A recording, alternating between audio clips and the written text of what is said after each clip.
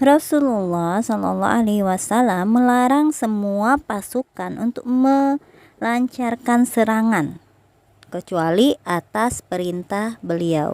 Jadi nggak boleh nyerang sembarangan kalau nggak ada perintah Rasul ya. Jadi serangan itu harus sesuai dengan perintah Rasulullah. Dalam peperangan ini beliau mengenakan 2 lapis baju besi.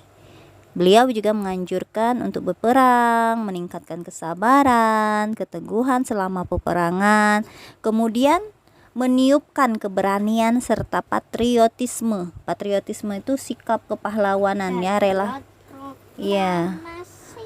rela berkorban ya, rela berkorban di tengah sahabat. Sambil menghunuskan pedang yang tajam, Rasulullah berseru, "Siapakah yang ingin mengambil pedang ini menurut haknya?" Jadi siapa yang berani ngambil pedang ini untuk melaksanakan membunuh siapa yang menjadi musuh Allah kayak gitu. Ada beberapa orang yang maju ke hadapan beliau yang siap mengambilnya. Di antaranya Ali bin Abi Thalib, Zubair bin Awam, Umar bin Khattab. Namun belumlah pedang itu diserahkan kepada salah satu orang tadi, Abu Dujana Simak bin Kharasya maju sambil bertanya, "Apa haknya wahai Rasulullah?" Rasulullah menjawab, "Hendaknya engkau membabatkan pedang ini ke wajah-wajah musuh hingga bengkok." Nah, jadi haknya pedang yang diberikan Rasulullah itu adalah untuk menebas musuh-musuh Allah. "Aku akan mengambilnya menurut haknya wahai Rasulullah," kata Abu Dujana. Lalu beliau pun memberikan pedang itu kepada Abu Dujana. Abu Dujana ini adalah laki-laki yang tanpa menutupi dirinya di muka umum dalam peperangan tadi, tapi orang melihatnya itu terkesan sombong, padahal enggak. Dia menggunakan sorban warna merah. Jika sorban itu sudah dia kenakan, maka semua orang tahu bahwa dia akan berperang hingga mati. Setelah mengambil pedang dari beliau, maka beliau pun mengikatkan sorban merah di kepalanya dan dia berjalan mengambil tempat di antara 2 pasukan. Saat itulah Rasulullah bersabda, "Sungguh itu adalah cara berjalan yang dibenci Allah kecuali seperti di tempat ini." Maksudnya itu ya, Abu Dujana itu nampak berjalan seperti orang yang sombong, tapi pada saat perang itu tidak apa kayak gitu. Allah benci dengan cara orang yang berjalan yang sombong ya. Itu emangnya sombong? Iya, karena terkesan sombong tadi ya Abu Dujana itu. Orang-orang musyrik mengatur pasukannya hanya berdasarkan barisan-barisan saja. Kalau orang muslim dikasih sayap kanan, sayap kiri, pemanah ya, bagian depan adalah orang-orang yang hebat, yang penembak jitu ya.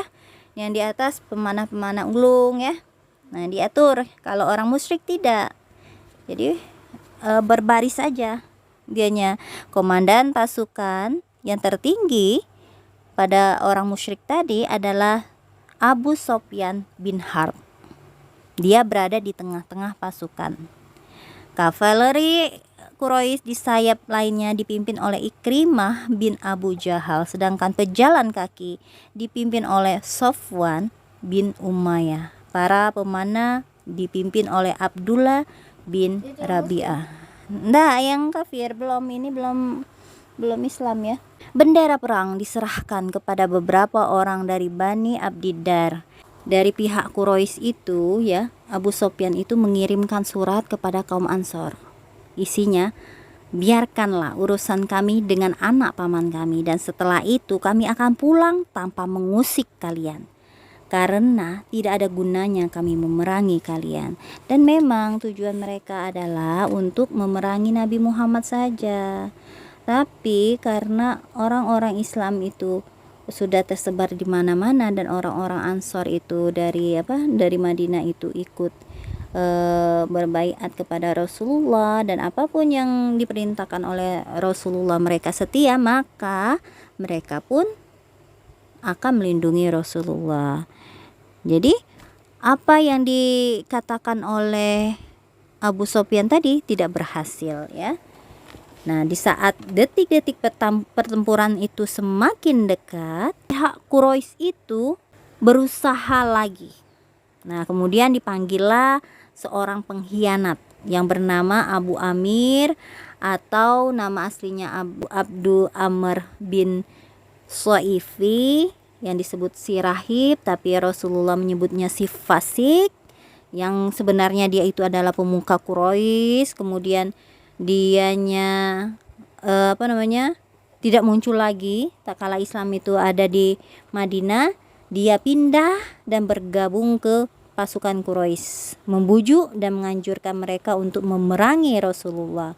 Dan dia menyatakan kepada pasukan Quraisy bahwa jika kaumnya melihat kehadirannya, tentu saja, maksudnya ke kaum Aus tadi ya, tentu saja mereka akan patuh kepada Abu Amir tadi atau si fasik tadi ya. Nah, kayak gitu ya. Padahal tidak akan kayak gitu.